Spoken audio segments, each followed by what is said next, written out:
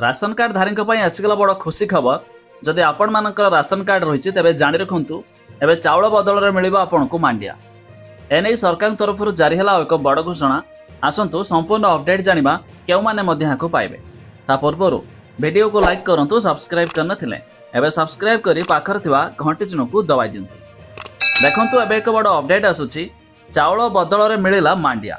Card पिछा जनक मिलूँ 60 KG मांडिया। तेरे वर्तमान चाउल बदल में मांडिया नूतन सरकार द्वारा जुगा जाउथिबारु हिताधिकारी मनरे नाही नथिबा खुशी। आउ ए मांडिया नेबा पई लंबा धाड़ी मध्य देखा मिली। तेरे जयपुर सहर में 12 नंबर वार्ड रे एक डिपो रे गहली देखा मिली। तेरे चाउल बदल में मिलूँ मांडिया। तेरे आदिवासी अंचल में मांडिया मुख्य खाद्य। वर्तमान चाउल बदल में मांडिया नूतन सरकार द्वारा जुगाउथिबारु हिताधिकारी बेस खुशी अछंती। तेरे मिलुथिबा सूचना मुताबक आगामी दिन मानकरे जो माने चाउल न चाहिए से मांडिया नहीं पारे। आ समस्त जिले में भी लागू होगा जाउछि। तेबे आपण मानकर राशन कार्ड अच्छी कि नहीं ता निहाती कमेंट करी जणाइबे।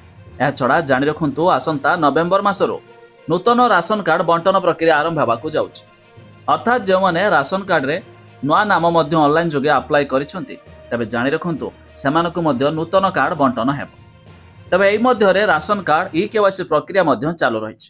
तेबे जो माने राशन कार्ड रे ई-केवाईसी करि नाहंती सेमाने चाहिले सेमानक डीलर सह कांटेक्ट करी ई-केवाईसी करि पारिबे।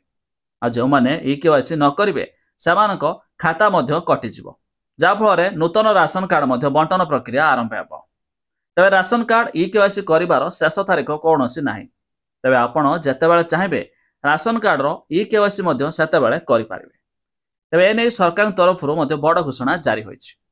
तेबे अधिक जानिया पाई वेबसाइट रो लिंक आमे डिस्क्रिप्शन रे देइछु, आपण माने जाई चेक करते पारिबे।